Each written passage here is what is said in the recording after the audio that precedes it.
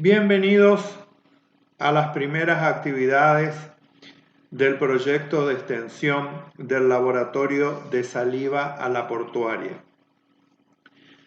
Soy el doctor Rolando Juárez, director del proyecto de extensión, y les quiero comentar que una serie de videos de duración corta van a formar parte de la segunda etapa de capacitación del proyecto de extensión, donde se brindará información sobre la importancia de la saliva en la salud de la cavidad oral y como fluido diagnóstico.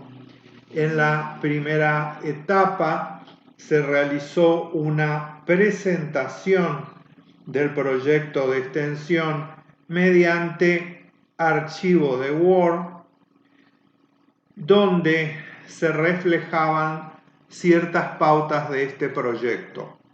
En primer lugar, definimos lo que es un proyecto de extensión. En segundo lugar,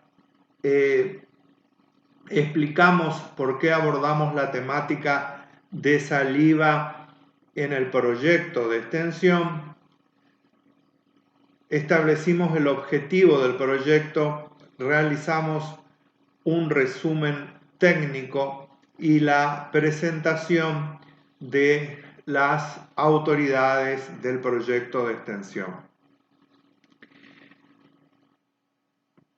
Luego de la presentación mediante ese archivo de Word, la mayoría de los alumnos participantes del mismo, hacia los cuales está dirigido el proyecto, realizaron una encuesta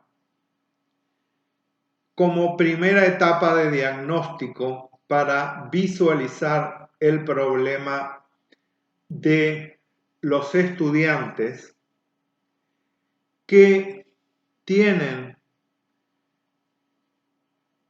a lo largo, según lo que hemos detectado a lo largo de varias instancias de realización de este proyecto de extensión en diversas escuelas secundarias, una carencia en cuanto a la enseñanza integrada de la saliva.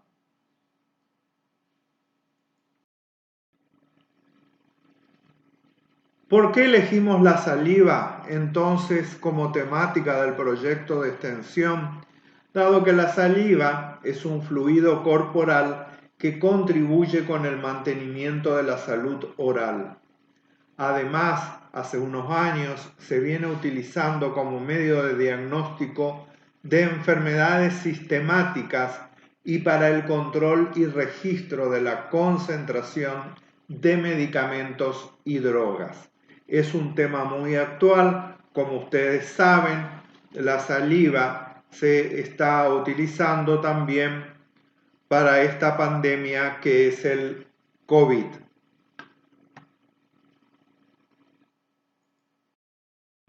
Ahora cabe preguntarse qué es la saliva y podemos tomar dos acepciones. En un aspecto estricto se refiere únicamente al fluido hipotónico secretado por las glándulas salivales.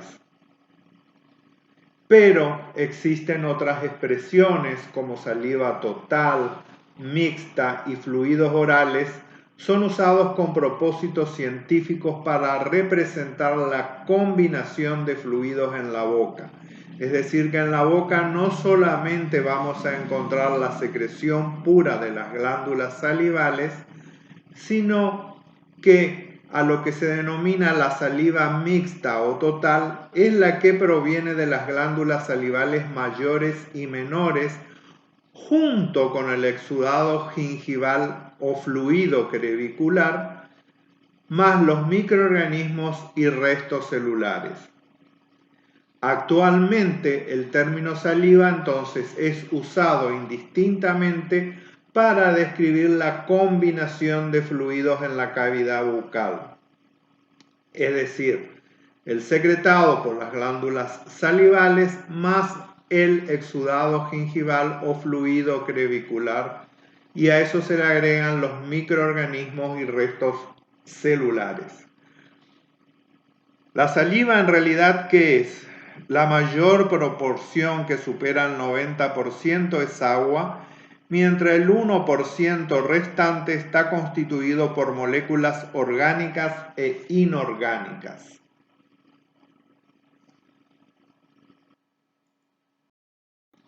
Ahora, ¿dónde se produce la saliva? El mayor porcentaje, el 93% del volumen, se produce en las glándulas salivales mayores que están representadas en la figura, que son la glándula parótida, la glándula submandibular y la glándula sublingual. Entonces, tres glándulas. Volvemos a repetir: glándulas mayores, glándula parótida, glándula submandibular y glándula sublingual. Y el 7% restante de las salivas es producido por las glándulas menores. Esas glándulas menores se van a extender por todas las regiones de la boca, excepto en la encía y en la porción anterior del paladar duro, pero tienen una amplia distribución en la cavidad bucal. Esa saliva es prácticamente estéril cuando sale de las glándulas salivales, pero deja de serlo inmediatamente cuando se mezcla con el fluido crevicular, los restos de alimentos, los microorganismos, las células descamadas de la mucosa oral, etc. La secreción diaria de saliva va a oscilar entre 100 y 700 mililitros, con un volumen medio en la boca de 1,1 mililitro. Su producción va a estar controlada por el sistema nervioso, una parte del sistema nervioso que se denomina sistema nervioso autónomo. En reposo, la secreción oscila entre 0,25 y 0,35 mililitros por minuto y procede sobre todo de las glándulas submandibulares y sublinguales. Es decir, como ustedes pueden ver, la secreción en reposo es muy pequeña, pero ante estímulos sensitivos como eléctricos o mecánicos, es decir, por ejemplo, en contacto con la comida, la mucosa bucal se pone en contacto con la comida, eso estimula la secreción salival. Entonces, frente a estos estímulos, el volumen puede llegar hasta 1,5 mililitros por minuto. El mayor volumen salival se produce antes, durante y después de las comidas. Alcanza su pico máximo alrededor de las 12 del mediodía y disminuye de forma muy considerable por la noche durante el sueño. Estos tipos de secreciones, sobre todo la de reposo y durante el sueño, han establecido pautas de prevención, porque al no haber flujo de saliva, puede haber un mayor depósito de microorganismos en la cavidad bucal, que obviamente pueden llegar a acrecentar, si no hay un cepillado correcto, la presencia de las enfermedades prevalentes bucales, que son la caries y la enfermedad periodontal. Las funciones de la saliva, como ustedes ven, son múltiples. Las he agrupado de acuerdo a la finalidad que tienen esas diversas funciones dentro de la salud de la cavidad bucal. La primera sería la acción lubricante de la saliva, que es fundamental para la salud bucal. Facilita esa lubricación que produce la saliva dentro de la cavidad bucal, me va a facilitar los movimientos de la lengua y de los labios al tragar y comer, y es importante para articular las palabras con claridad. La eficacia de la saliva como lubricante dependerá de su viscosidad. es decir, de los diferentes contenidos de proteínas. Una de las principales proteínas de la saliva que produce lubricación son las mucinas, además obviamente del agua. La acción antimicrobiana es muy importante. Me olvidé de decirles en cuanto a la integridad de la mucosa, es decir, una buena lubricación de la mucosa me permite su integridad, porque si no existiera la saliva, obviamente que esa mucosa va a estar seca, se van a producir erosiones con el ingreso de los alimentos, con el habla, al tragar los alimentos, todas esas acciones van a ir dañando esa mucosa. Entonces, esa lubricación me permite que la mucosa esté íntegra, esté sana. Bueno, retomamos entonces la acción antimicrobiana. La saliva va a jugar un papel importante en el mantenimiento del equilibrio de los ecosistemas orales, lo cual es fundamental en el control de la caries dental y de la enfermedad periodontal. La acción antimicrobiana va a estar dada por muchas acciones de la saliva, como por ejemplo el flujo. A la mayor cantidad de flujo que haya de saliva, obviamente va a ser como un barrido de esos microorganismos y los va a eliminar. También algunos componentes específicos de la saliva, como la inmunoglobulina A secretoria, desempeñan un papel muy importante en las diferentes acciones que pueden llegar a producir los microorganismos sobre la cavidad bucal. Después tenemos la limpieza. Mediante la limpieza que produce la saliva en la cavidad bucal, se produce una dilución y eliminación de los azúcares y otros componentes. Una de las funciones más importantes entonces de la saliva es la eliminación de los microorganismos, como mencionamos anteriormente, y de los componentes de la dieta de la boca, sobre todo de los azúcares. La otra es la capacidad tampón o capacidad buffer. ¿Qué significa eso? Que a pesar de que la saliva juega un papel en la reducción de los ácidos de la placa, es decir, el pH sería la concentración de hidrogeniones, eso seguramente ustedes lo saben por la parte de química.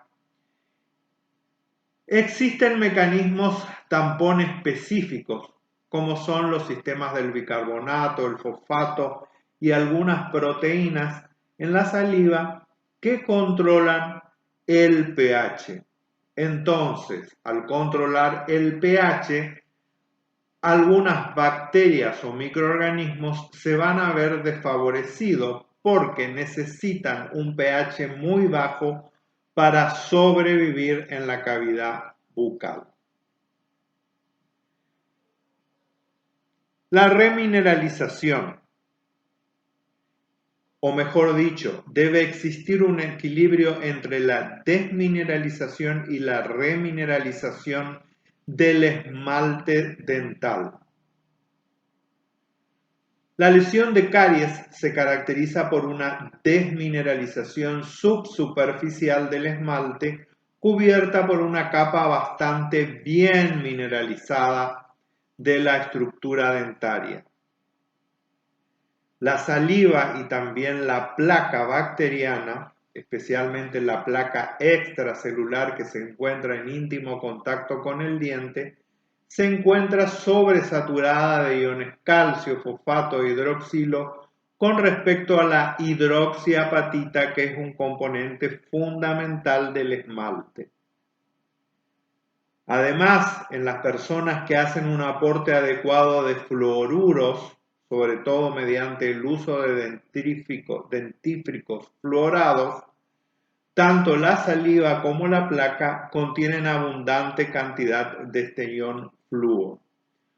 Todo esto ayuda a la remineralización de ese esmalte e impide que la caries siga avanzando por su proceso de desmineralización.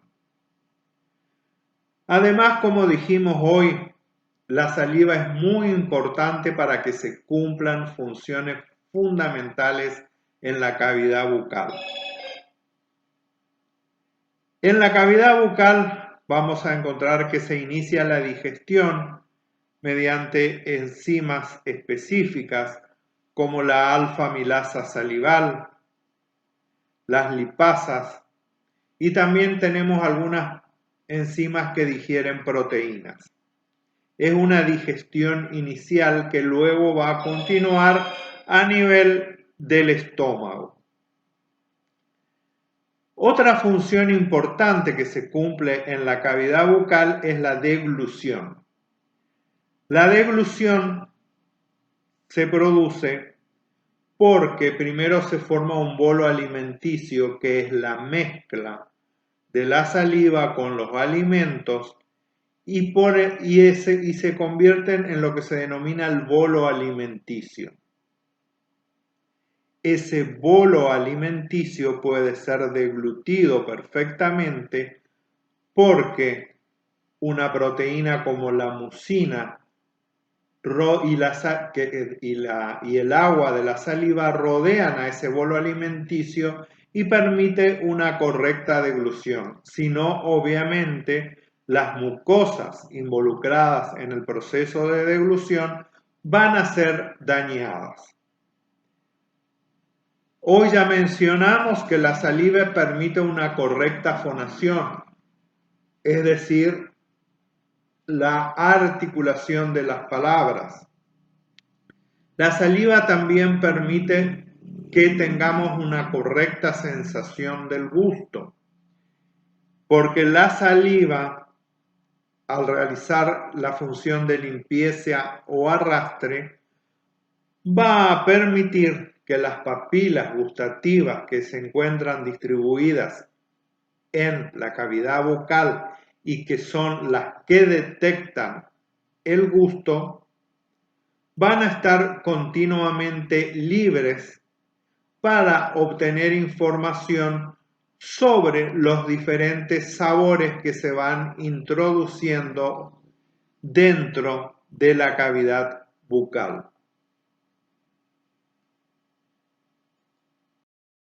Bueno, esta es la bibliografía consultada para preparar esta microclase.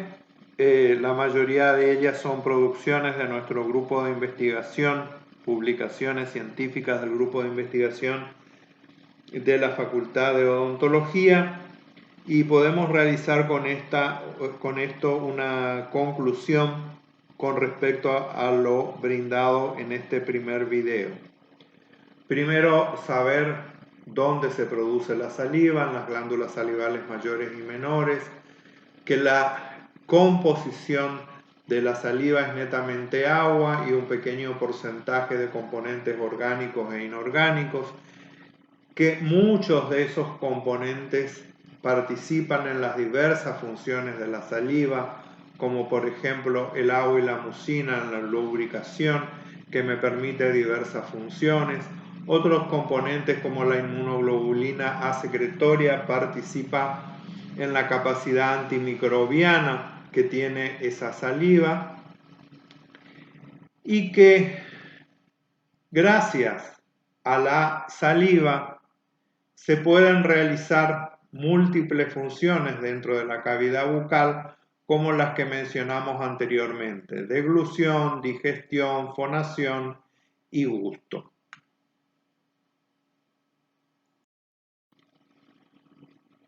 Bueno, A manera de despedida, cualquier duda que ustedes tengan, pueden recurrir al correo que figura en esta diapositiva. Cualquier duda con respecto a los temas que brindamos en este primer video, pueden recurrir a este correo ropablojuarez@odnuneeduar. Muchas gracias por la atención y van a seguir recibiendo estos micro videos con información con respecto a la saliva, hasta terminar toda la etapa de capacitación. Luego, en una tercera etapa, vamos a poner la puesta en práctica de lo aprendido con estrategias de control mecánico y químico de la placa bacteriana, la medición del pH de la saliva y de diferentes soluciones azucaradas. Y en la cuarta etapa sería una evaluación de los saberes y una participación de todos los actores de la comunidad educativa. Nuestra finalidad es que ustedes sean unos verdaderos promotores de la salud con respecto a este tema, que es la importancia de la saliva en la cavidad bucal y como detección de varias enfermedades sistémicas mediante su análisis bioquímico. Muchas gracias por la atención y nos estamos escuchando en el próximo microvideo.